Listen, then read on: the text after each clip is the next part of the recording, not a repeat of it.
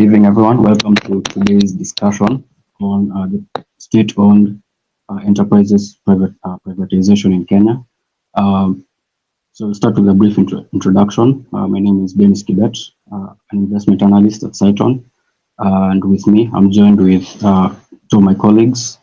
I'll give them some few moments to introduce themselves. So let's start with Christine. Good evening, everyone. My name is Christine Akinyi. I'm investment analyst at Cytonn Investments. Excited to talk about the state-owned privatization and the state-owned enterprises privatization in Kenya. And I'll just welcome you to the discussion today. Thank you.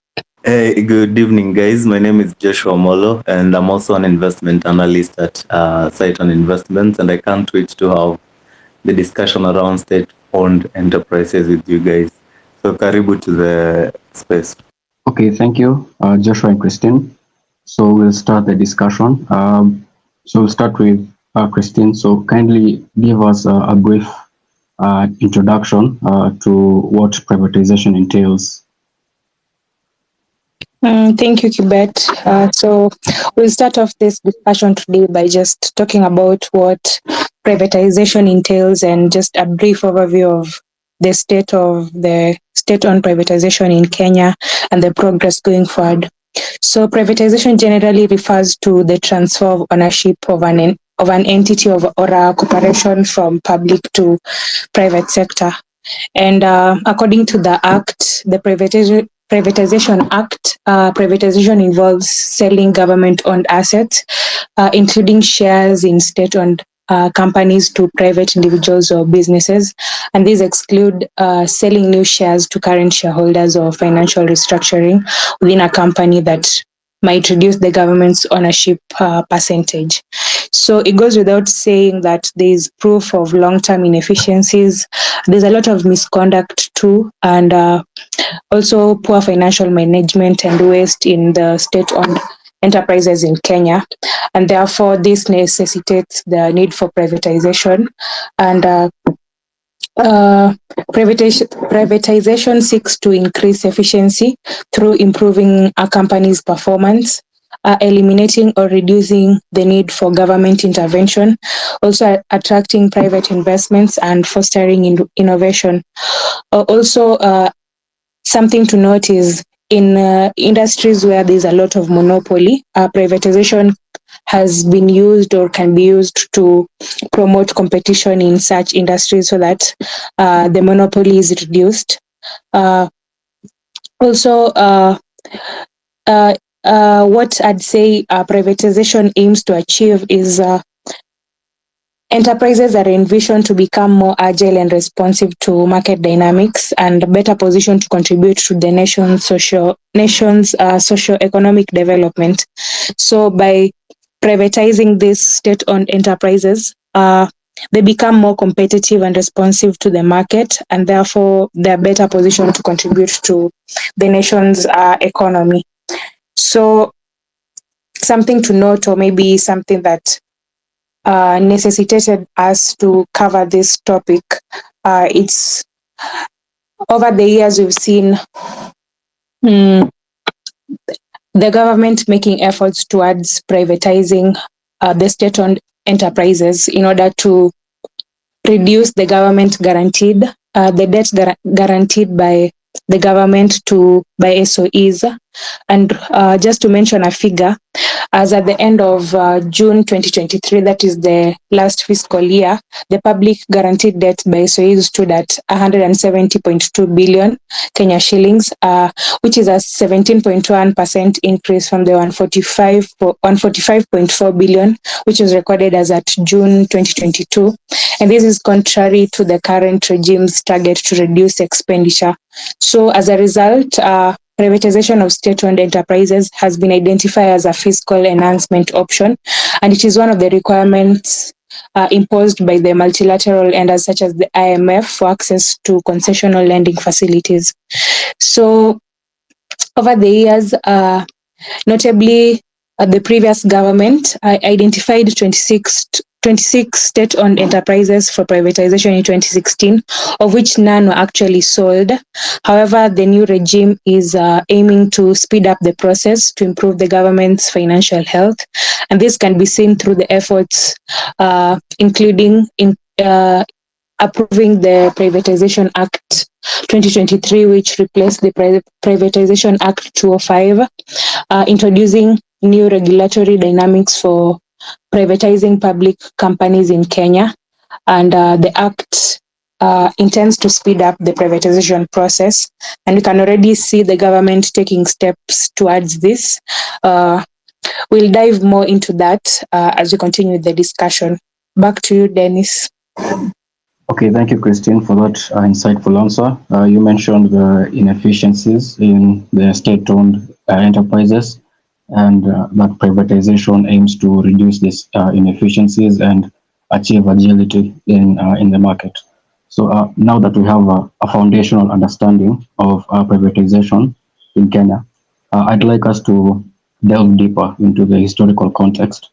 So, Joshua, could you provide us with insights into the evolution of state-owned enterprise privatization in Kenya? Okay, thank you, Dennis. I think you've captured two very important points.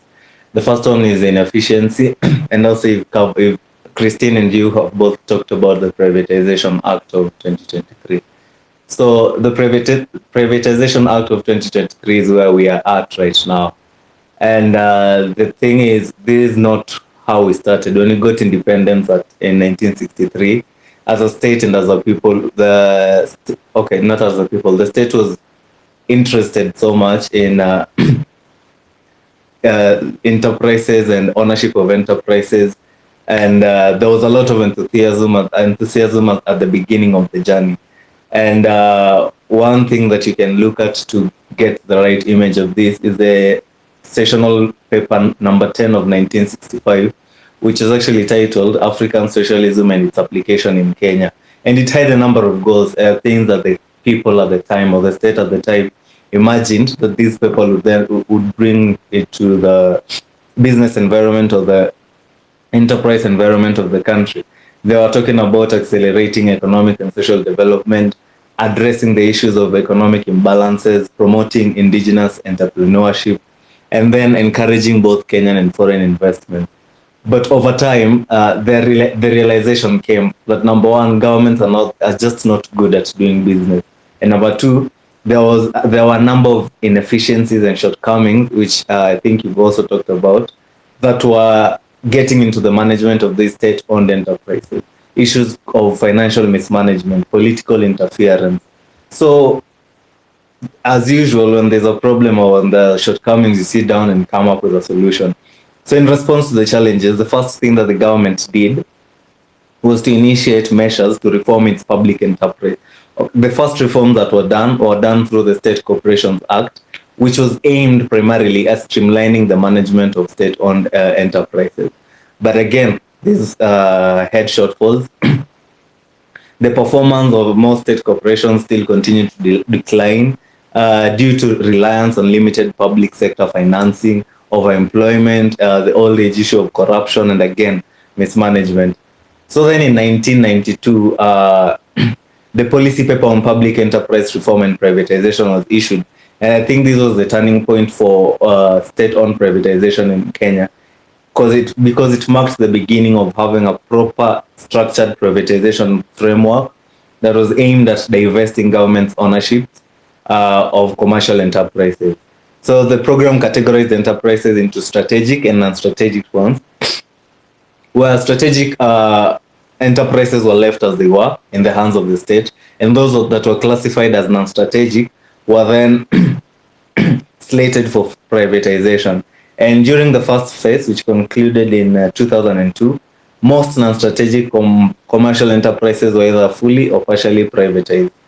The subsequent phases of privatization included initiatives such as the Economic Recovery Strategy for wealth and employment creation, and Vision 2030, which focused on a number of transactions, including IPOs, concessioning, and strategic partnerships. So initial public offerings, for those who may ask what that means, It is the initial offer that companies or these enterprises get by listing into the equities market, or in our case, the NSE. And these transactions are aimed to mobilize investment resources, to modernize our infrastructure, and to also support the economic recovery of the country, and in addition to our development agenda. So a number of key privatizations took place under this program, and the latest one being the 2008 Safaricom IPO, where the government remained with just 35% of shares in the company, while initially they had 60%. Other notable companies that were privatized through this initiative include the Kenya Re Corporation, include Telcom, which was also sold in 2007 as a strategic sale. Another one was Kengen, which had an IPO and is currently listed. The Kenya Railways Corporation was concessioned by the government, and also the Mumias Company had an IPO back in 2006. So this history reflects a transition from state control, a realization of what you guys are speaking about, of mismanagement and inefficiency, and recognizing the need to then have that transition. So in a snap, that is what the history of state-owned enterprises in Kenya, the privatization is. Back to you, Denis.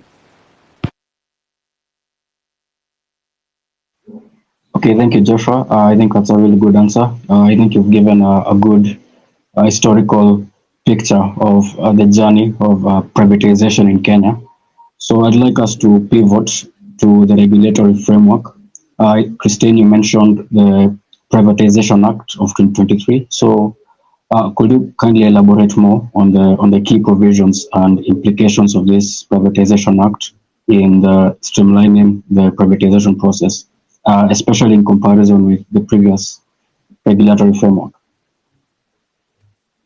Okay, so one thing to note is that the current government, the current regime, is very keen on the privatization of the state-owned enterprises, and it has made notable efforts towards this initiative.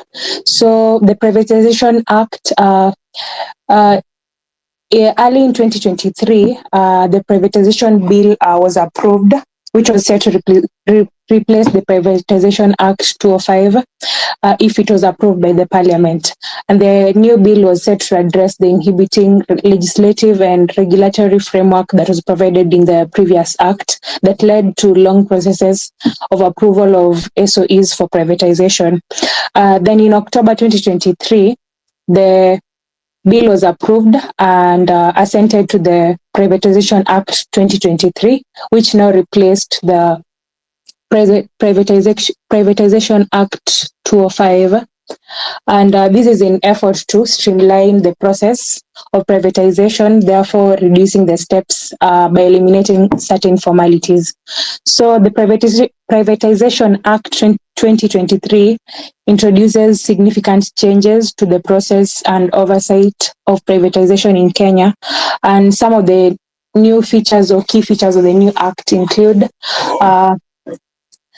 instead of the Privatization Commission that existed in the Privatization Act 205, the new act establishes a privatization authority, which is endowed with expanded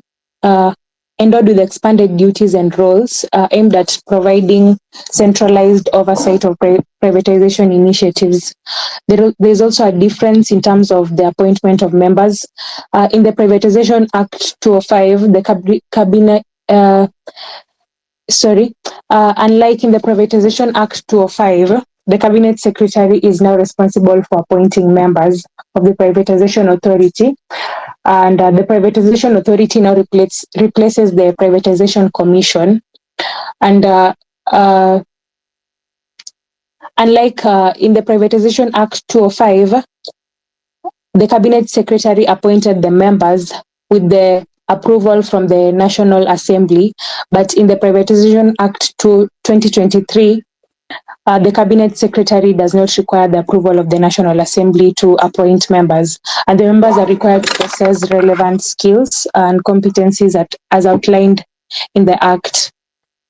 There's also an introduction of the privatization program, and the Act mandates the Cabinet Secretary to develop a comprehensive privatization program, which employs a specific criteria for identifying entities for privatization, uh, including considerations such as alignment with the government policies, strategic importance, and potential benefits. And the program requires consultation with affected parties and ratification by the National Assembly. In terms of strategies and agreements, the authority is tasked with creating detailed privatization proposals, including financial health, valuation, and socioeconomic impact assessments. The Act introduces new privatization methods such as share sales via public tendering. That was not there in the Privatization Act 205, and emphasizes on competitive bidding processes overseen by a designated committee. In terms of objections and appeals, let's say if you are dissatisfied with the decisions or implementations under the Act, you can always file for an objection, and the objection is assessed according to specified procedures, and further appeals can be made to the Privatization Review Board if necessary, and maybe to the High Court. The Act is expected to reshape the ownership patterns by giving Cabinet Secretary discretion to restrict privatization involvement in Kenya to Kenya nationals or specify minimum Kenyan participation.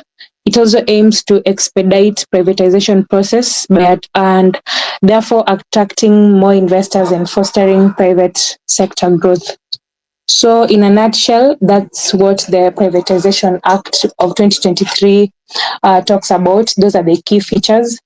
But still, there lies some concerns. One notable thing that I've talked about is the responsibilities to the Cabinet Secretary, which asserts a certain dominance, and this prompts calls for additional safeguards and parliamentary oversights to ensure transparency and accountability in the process. So if it's just the Cabinet Secretary dominating and making all the decisions, you can see that there comes up an issue of transparency and accountability. And moreover, the Act outlines various privatization options, excluding concession leases and management contracts, while emphasizing IPOs, which are already in the Privatization Act of 2005, and negotiated sales. It also introduces provisions aimed at preventing unregulated monopolies and specifies dispute resolution mechanisms. So monopoly is something that is a major thing when it comes to SOEs. So that's why there's a lot of mention on that and how that can be addressed. So overall, the Privatization Act of 2023 represents a significant reform in Kenya's privatization framework, aiming to streamline processes, enhance efficiency, and stimulate economic growth while raising questions about accountability and transparency, as I've mentioned, when it comes to the dominance and the dominance of the Cabinet Secretary, and also the concerns regarding the potential monopolization of the sectors. Yes, that's it for the Privatization Act. Okay, thank you, Christian, for that answer. I think that was very comprehensive. So I'd like us now to focus on the rationale behind privatizing these state-owned enterprises. So Joshua, could you give us what are the primary benefits of privatizing SOEs in Kenya? Thank you, Dennis. I think one that will come out of this space with is inefficiency, because we've talked about inefficiency a number of times.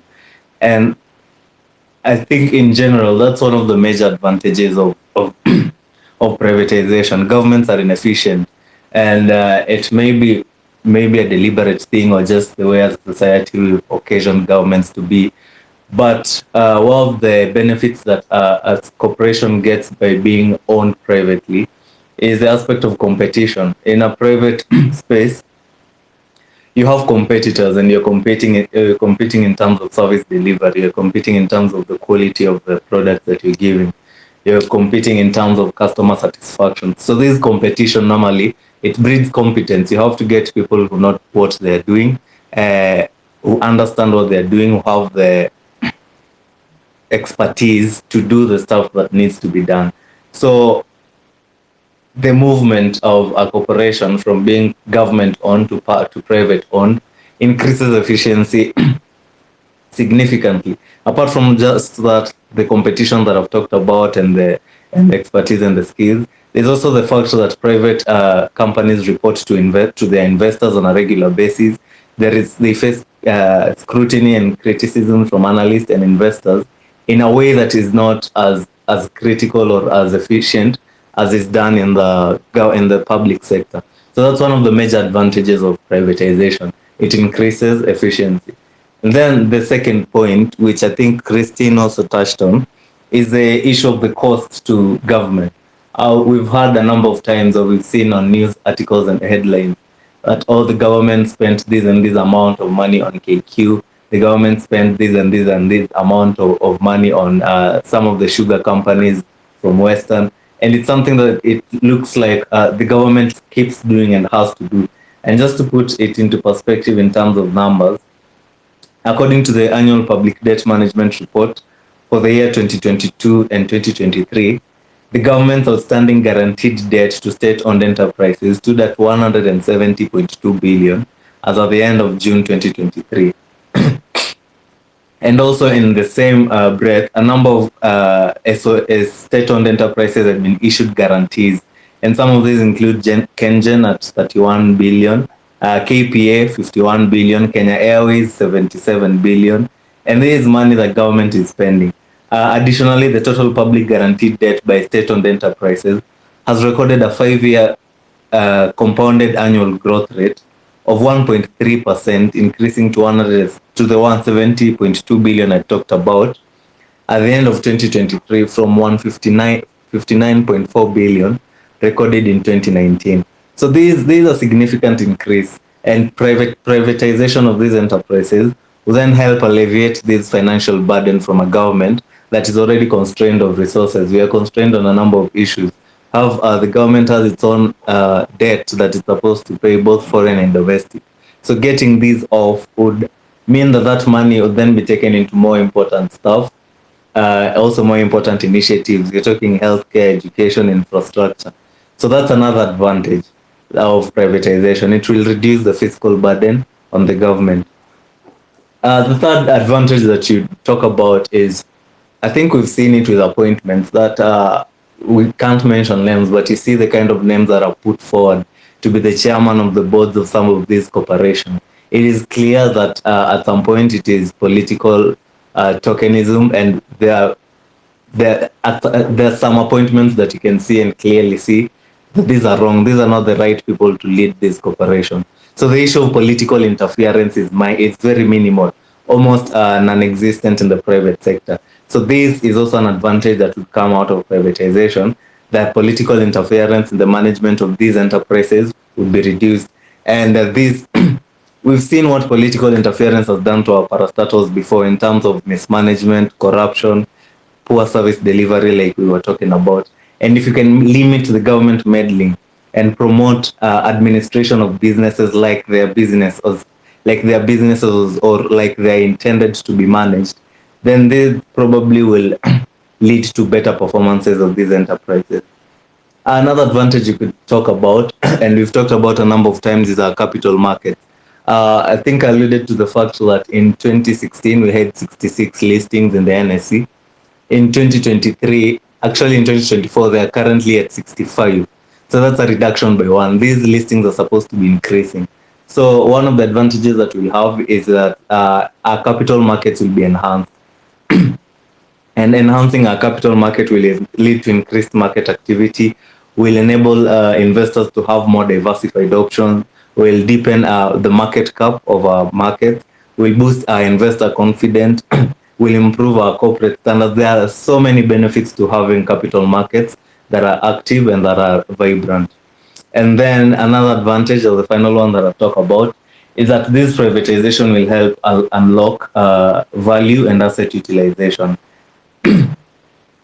Privatization has the ability to transform underperforming or mismanaged state assets into productive, profitable entities. So by transferring ownership to private owners who often possess the expertise, again, it comes back to that. They possess the expertise, they have the resources and the incentive. It's a profit-making goal. Uh, and the structures that are necessary to operate efficiently. And these can catalyze the revitalization of the dormant and underutilized assets that we have. Uh, Again, this comes down basically to the profit motivation. Governments are not motivated by profit. The private sector is. And for you to make profits, you have to be more efficient. You have to be more, to be able to use the assets that you have more usefully and utilize them to the best of your ability. So in a snap, I think those are some of the advantages that we would get from privatization of these state-owned enterprises.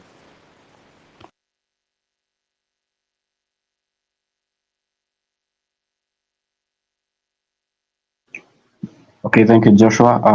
I think that was an in-depth answer to the benefits. I think you mentioned some key benefits here, like increased efficiency, reducing fiscal burden on government, the enhancement of capital markets, and also the reduced political interference in the management. So thank you.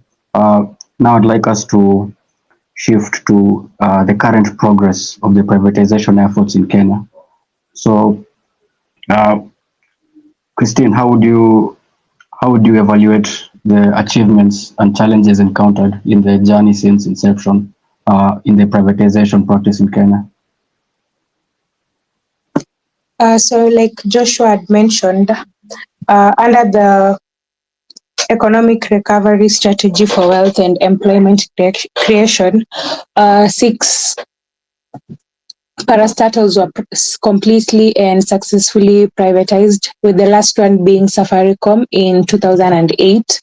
And the government sold 25% of Safaricom, the shares in Safaricom, retaining just 35% of the shares, and that was made through an IPO. And that was back then in 2008. And since then, the government has been unable to successfully privatize any state-owned enterprises.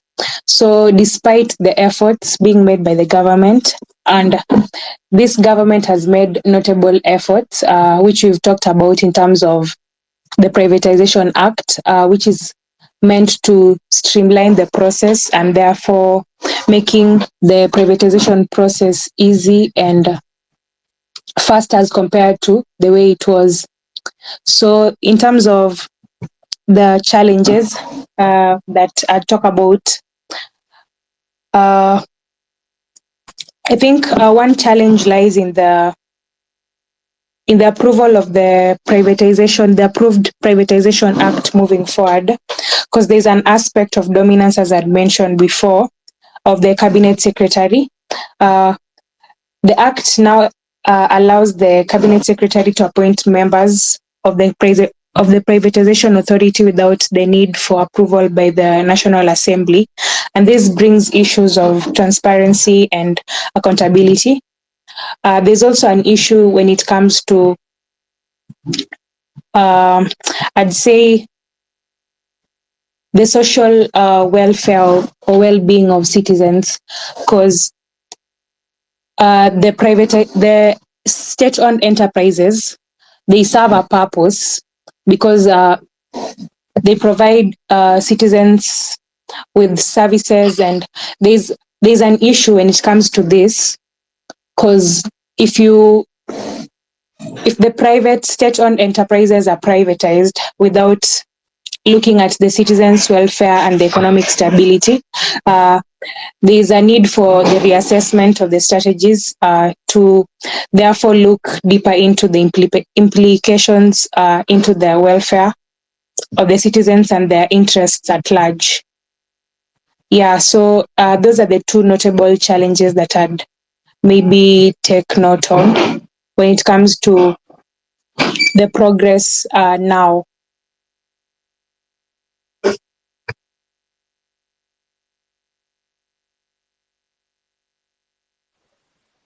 Okay, thank you, Christine.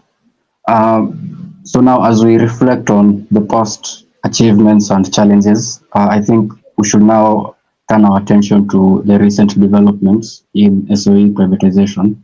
So, Joshua, could you shed light on uh, the current state of privatization in Kenya? What are the recent developments regarding the SOE privatization? Okay, thank you, Dennis. I think like I had indicated earlier in the space, we are currently at the Privatization Act of 2023, and Shayla really went into that in depth. So that's where we currently are. The Privatization Act of 2023. It was passed in November. It caused such a storm, both political, economic, and otherwise. Discussions were ripe about the Privatization Act of 2023, and there were debates both for and against. So after the act was passed in November, and I think Christine also highlighted some of the issues that those opposed to the act were raising. Issues like the amount of power that has been given to the cabinet secretary or to that one office to do it, as opposed to parliament, which is a body that represents the people. So there are issues with that act that are still yet to be ironed out. But after it was passed in November 2023, quickly after, on 27th, the National Treasury and Economic Planning Ministry put out a list of 11 government parastatals that were slated for privatization. And in the list, of course, the most famous one was the KICC that was slated for privatization. There were others in the list: Kenya Pipeline Company, a New Kenya Cooperative Creameries, or KCC. KLB was also slated for privatization. National Oil Corporation of Kenya, Kenya Seed Company Limited, Moya Rice Mills, Western Kenya Rice Mills, Numerical Machine Complex Limited, Vehicle Manufacturers Limited, or KVM, and Rivertex East Africa Limited. So these are the 11 companies that were listed on the 27th of November by the Ministry of Treasury that were slated for privatization. But what followed then was that the opposition went to court and obtained stay orders for that privatization. And the argument in court is that some of these corporations entities are of strategic national interest, and for them to be sold, there needs to be public approval. So we're still again waiting for the court to pronounce itself on that issue. So that was halted by the courts, the privatization of the first 11. And then coming forward to February 2024, February this year, the privatization of the cabinet, or the Kenyan cabinet, approved the privatization of another 7 state-owned enterprises that expanded the total count of entities that are slated for privatization to 18. And in February, they added the Development Bank of Kenya, Gulf Hotel Limited, Sunset Hotel Limited, Mount Elgon Lodge, Cabernet Hotel, Mombasa Beach Hotel, and Gulia Safari Lodge. So those are the latest 7 enterprises that were added to the list of enterprises that would then be privatized by the state. So the trajectory of this privatization has been marked by notable challenges and progress since 2008.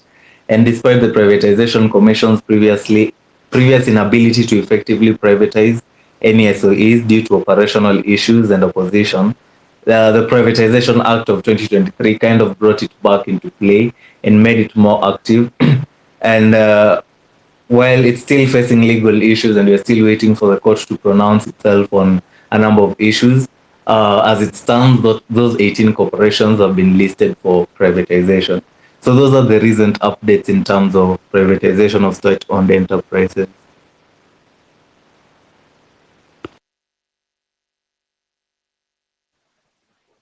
Okay, thank you, Joshua, for providing valuable insights to the recent developments.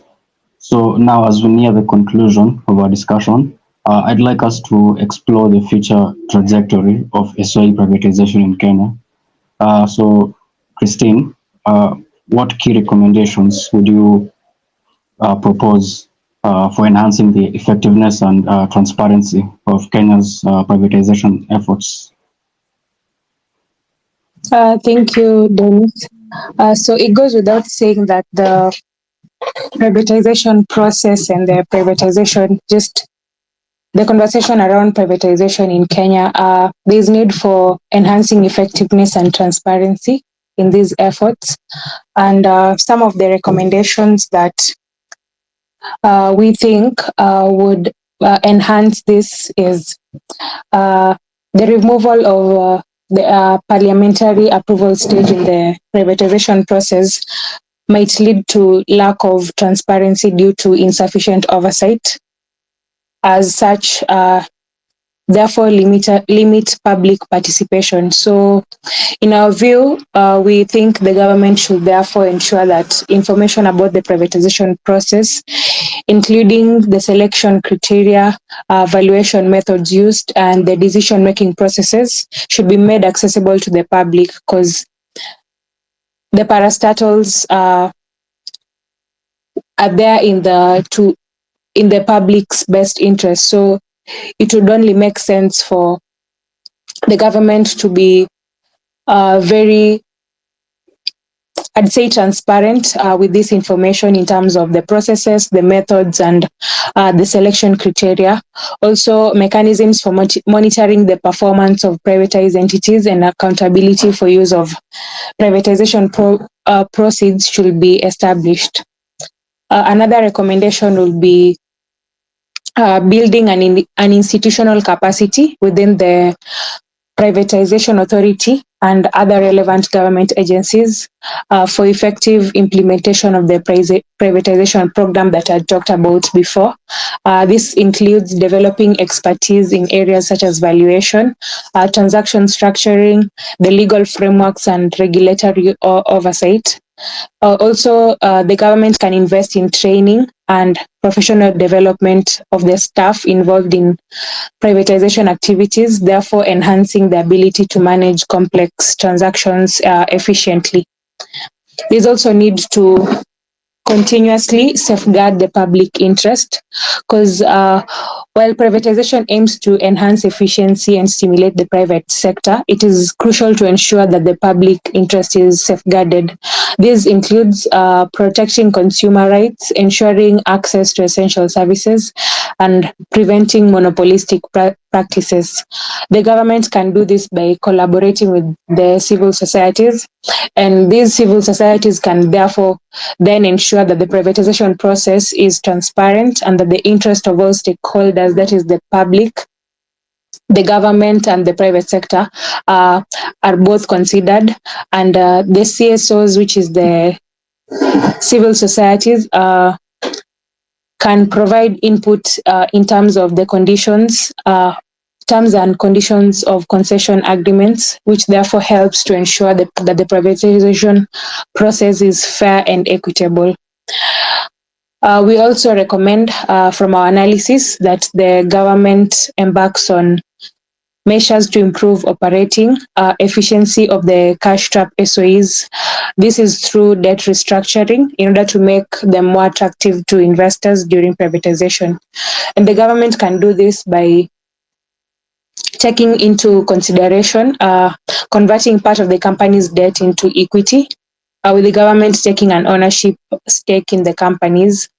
It is evident that Kenya's privatization efforts have yielded mixed results, as Joshua has talked about before, in terms of the progress so far between 2008 and present day. And this suggests a need to focus on implementing well-targeted programs effectively to ensure that they meet the intended goals. Lastly, there's also an opportunity in terms of improving the effectiveness and transparency of the privatization efforts by developing vibrant capital markets. So one of the key avenues for privatization is through sale of shares, through listing, like Joshua talked about before, through IPOs. So the government needs to take specific steps to reactivate our capital markets, and some of these steps can include reducing the red tape and bureaucracy associated with listing, reducing the minimum amounts required for raising capital in some sectors, notably in real estate, allows for sector-specific funds such as technology, telecoms, and housing funds, so that there is a pool of capital dedicated to specific sectors. Also, the government can remove banks as supervisors for mutual funds, but allowing for corporate trustees rather than limiting the trustees to only banks.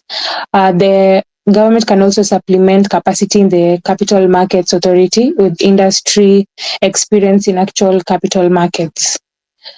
Yeah, so just in a nutshell, those are our recommendations according to our analysis, that the actions that the government can take in order to enhance the effectiveness and the transparency of the privatization process.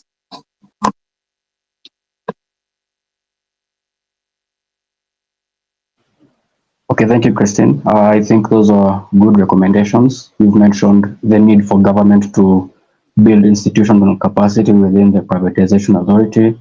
You've also mentioned the need to safeguard the public interest, and also the need to provide enough information to the public regarding the SOE privatization process. So thank you for that insightful answer. So given our discussion today, I think we've covered a lot. So my last question it's to you, Joshua. How do you envision the future trajectory of SOE privatization in the country? So Denis, you're talking about, could you just come in?